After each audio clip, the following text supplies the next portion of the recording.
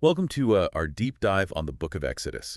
You've given us quite a selection of excerpts, so it seems you're interested in really understanding the flow of events and the significance behind them. We'll cover each major event, adding in some context from the book of Genesis to help illuminate what makes this book so powerful. What's fascinating about Exodus is how it blends history, law, and spirituality. It's not just a story of escape, it's a blueprint for a people's relationship with their God and with each other. To fully grasp the weight of the Exodus, we need to journey back to Genesis, to the story of Joseph. He was, shall we say, bit of a celebrity back then. Remember how he ended up in Egypt? Indeed, sold into slavery by his own brothers. Talk about family drama, right? But through a series of remarkable events, Joseph rose to power, essentially becoming Pharaoh's right-hand man. He saved Egypt from a devastating famine, a feat that wouldn't be forgotten. And that's where the Israelites come in. Joseph, ever the forgiving soul, brought his entire family to Egypt during the famine, ensuring their survival. And thrive they did. They were fruitful and increased greatly, the book of Genesis tells us. For a time, they were living the good life, a testament to Joseph's influence and God's blessing. But as we know, the wheel of fortune keeps turning. A new Pharaoh came to power, one who did not know Joseph. A loaded phrase, right? It speaks volumes about historical shifts. This new Pharaoh saw the burgeoning Israelite population not as a blessing, but as a potential threat.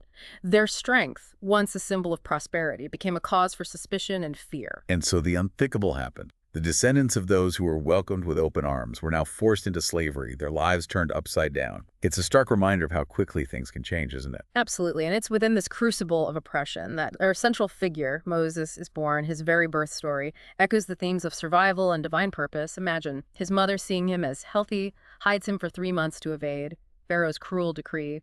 That word healthy always strikes me. It's as if, even amidst the darkest of times, there's this spark of hope, a parallel to God declaring creation is good in Genesis. A beautiful observation, and that tiny spark grows into something truly remarkable. Moses is raised in the lap of luxury, a prince of Egypt, yet aware of his Hebrew heritage. It's a life of contrasts, wouldn't you say? Absolutely. And those contrasts come to a head. When Moses witnesses an Egyptian overseer brutalizing a Hebrew slave, he observes their labor, the text tells us. It's more than just seeing, isn't it? It's a visceral understanding, an awakening of his true identity, and it spurs him to action.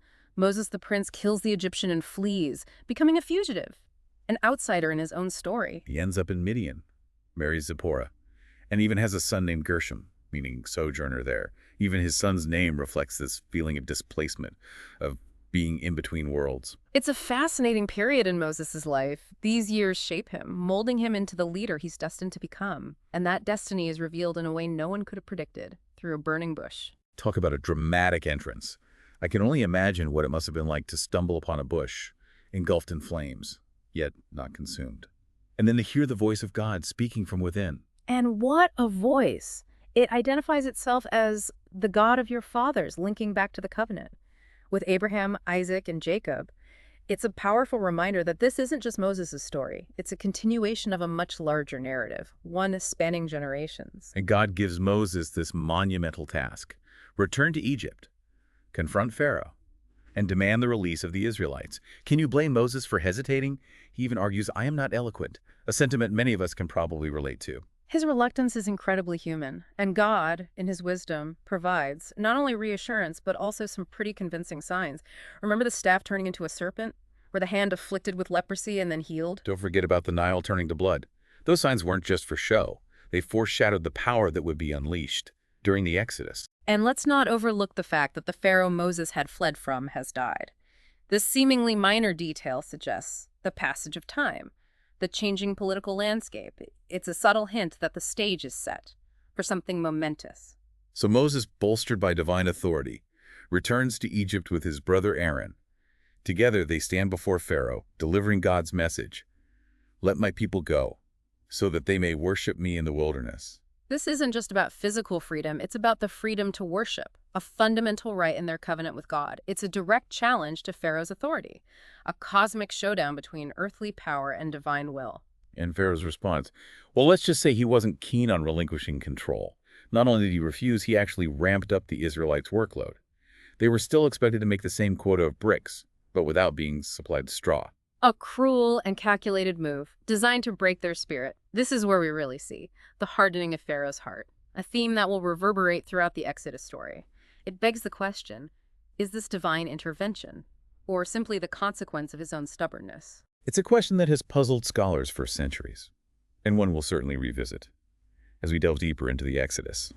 But for now, let's focus on the immediate consequence of Pharaoh's defiance, the 10 plagues. Ah, the plagues. Not just random acts of chaos, but targeted demonstrations of Yahweh's power, each one meticulously crafted to challenge the very foundations of Egyptian society and belief. The first plague, turning the Nile to blood, strikes at the heart of their civilization.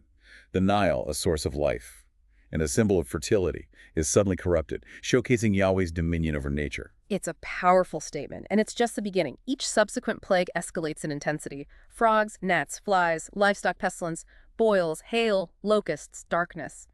It's a relentless assault on Pharaoh's arrogance and the gods of Egypt. And with each plague, Pharaoh's resolve seems to harden even further, setting the stage for the most devastating plague of all, the death of the firstborn. A chilling reminder of the ultimate cost of defiance. But before this final blow, God in his mercy provides a way for the Israelites to escape. The Passover. The Passover, a defining moment in Israelite history. Imagine the scene. Families huddled in their homes, a lamb without blemish sacrificed. Its blood painted on the doorposts. It's a scene both poignant and terrifying, a foreshadowing of sacrifice and redemption that will echo throughout history. Absolutely. The Passover isn't just a historical event. It becomes a ritual, a sacred act of remembrance passed down through generations. It marks a transition, a shift from slavery to freedom, and establishes a blueprint for their relationship with God. And as the angel of death passes over the homes marked with blood, a profound truth is revealed. Obedience brings protection, and God's faithfulness is unwavering, even in the face of overwhelming darkness. But the story doesn't end there. The Passover is not the culmination, but rather the catalyst. It marks the beginning of a new journey, an exodus from Egypt and into the unknown. A journey that will test their faith, their resilience, and ultimately their relationship with God. And that is where we'll pick up in part 2 of our deep dive into Exodus. Welcome back to our deep dive into Exodus. When we left off, the Israelites had just experienced the Passover, a night of both terror and liberation. They were free from Pharaoh's grasp, but their journey was far from over. Right. They're stepping out in faith, leaving everything they knew behind, heading into the vast unknown of the wilderness. It's one thing to dream of freedom, quite another to actually live it, wouldn't you say? Precisely. And the wilderness is going to test them in ways they couldn't have imagined. Their first stop is Mara, where the water is. To put it mildly, undrinkable. Imagine their disappointment, their thirst growing with each step. You can practically hear the grumbling starting right. They've witnessed miracles cross the Red Sea on dry land. Yeah. Yet bitter water is their breaking point. It does seem a bit dramatic. Well, it reveals a very human tendency. They're quick to forget the wonders they've seen when faced with everyday discomforts. It's a reminder that faith isn't a one-time event. It's a journey with ups and downs, complaints, and moments of awe. Thankfully, God doesn't abandon them. He instructs Moses to throw a piece of wood into the water, and voila, the bitterness is gone. Talk about a practical solution. It's a simple act with profound implications. It reinforces the idea that God is present, even in the mundane, meeting their needs, guiding them forward. From Mara, they travel to Elim, a place of abundance with 12 springs and 70 palm trees. It's like a desert oasis, a welcome respite after the hardship of Mara. It's a tangible expression of God's provision, a reminder of his promise to care for them. But as with any good story, the challenges don't stop there. Cue the dramatic music. They reach the wilderness of sin, and their most primal need, hunger, takes center stage. This time they're longing for the flesh pots of Egypt. It's almost comical. They'd rather be back in slavery with full stomachs than face the uncertainty of freedom. It's a powerful illustration of how easily we can be lured back to what's familiar, even if it's harmful. It speaks to the struggle between comfort and growth, between settling for less and embracing the unknown. But once again, God intervenes. He promises to rain down bread from heaven. Now, if I saw food falling from the sky, I'd probably have a few questions. Right. This bread, called manna, is described as a thin, flaky substance, tasting like wafers made with honey. Can you imagine the scene? Each morning, this miraculous food appears on the ground, sustaining them in the barren wilderness. And of course, there are rules. They're told to gather only enough for each day. It's a lesson in trust, in relying on God's daily provision, rather than hoarding out of fear. Some, however, can't resist the urge to stockpile. They try to save the manna, only to find it rotting and infested with worms. It's a pretty clear message, wouldn't you say? Absolutely. Trust the process, people. The manna, however, isn't just about physical sustenance. It's a symbol of God's grace, his constant care, even when they doubt and disobey. And it foreshadows something greater, the true bread of life, Jesus Christ, who will come to satisfy a much deeper hunger. From manna and miraculous meals, we move to another pressing need, thirst. They arrive in Rephidim, and surprise, surprise, there's no water. At this point, I'd be tempted to ask, are we there yet? Right, they're parched, frustrated, and their patience has reached its limit. This time, they don't just grumble, they threaten to stone Moses. Talk about a hostile HR complaint. Poor Moses, caught between a rock and a thirsty mob, he cries out to God for help. And thankfully, God delivers. He instructs Moses to strike a rock with his staff, and water gushes forth, enough for everyone. But amidst this miracle, there's a note of caution. God rebukes Moses and Aaron for their lack of faith, for not trusting in his power. This incident, known as the waters of Meribah, becomes a defining moment. It highlights the tension between God's grace and human fallibility. Even as he provides, they test, they push the boundaries. It's a dynamic that continues to play out even today. What did she say? Yeah, absolutely. And it leads us to another pivotal moment, their arrival at Mount Sinai, where God will establish a formal agreement with his people, a covenant that will shape their identity for generations to come. Okay, but before we dive into that, let's pause and appreciate the sheer scale of this journey.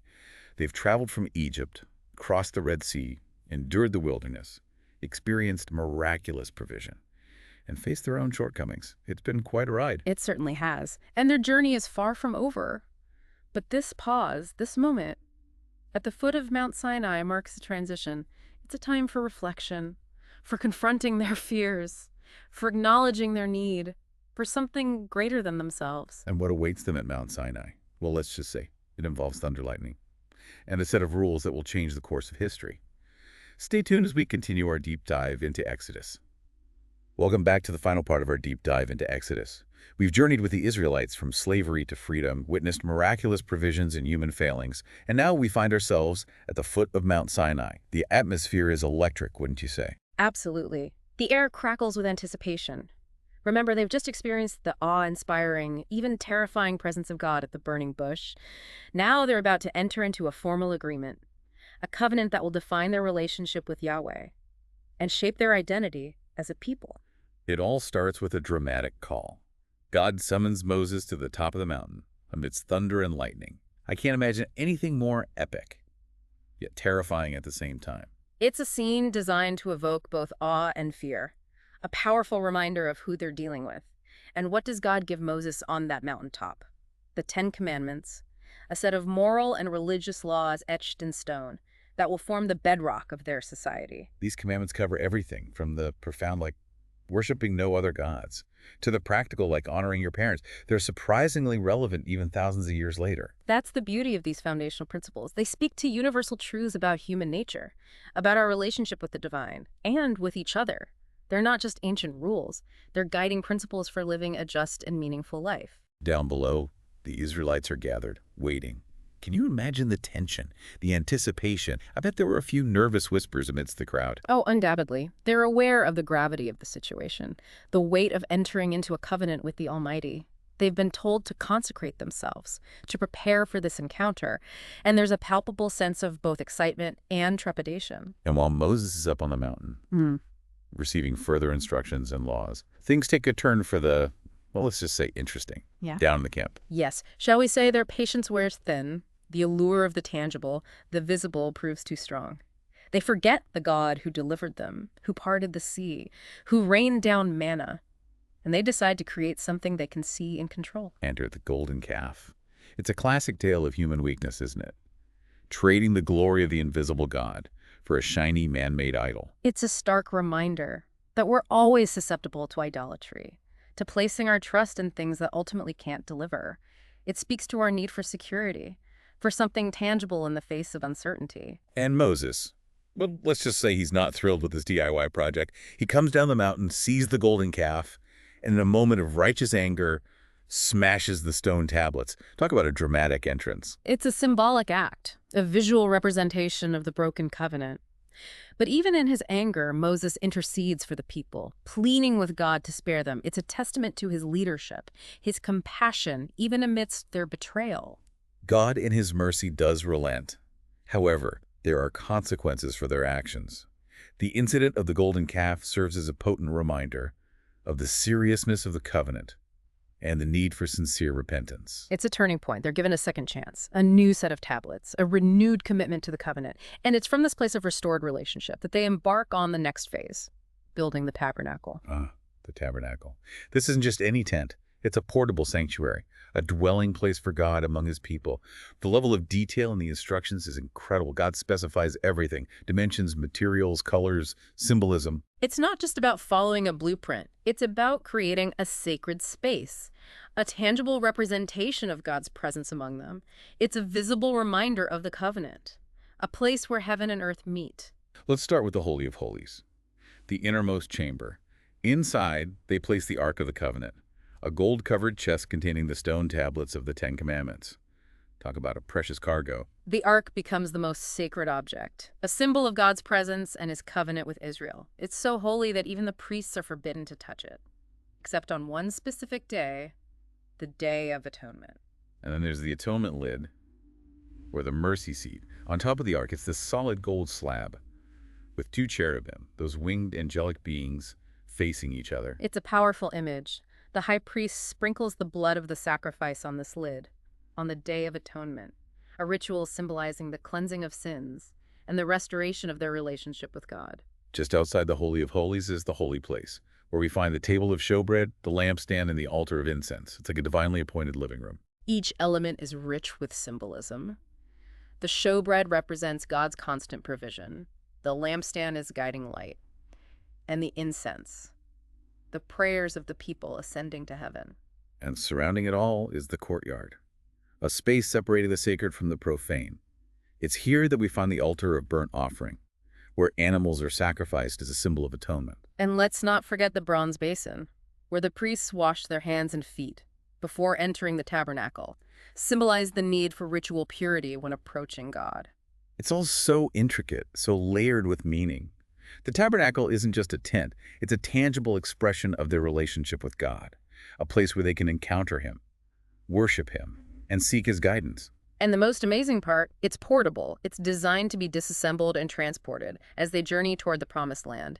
It's a powerful reminder that God goes with them, that his presence isn't confined to a specific location. It's a beautiful image of God's faithfulness, his commitment to his people, no matter where they go. The book of Exodus culminates with the completion of the tabernacle and the descent of God's glory, the Shekinah filling the sanctuary.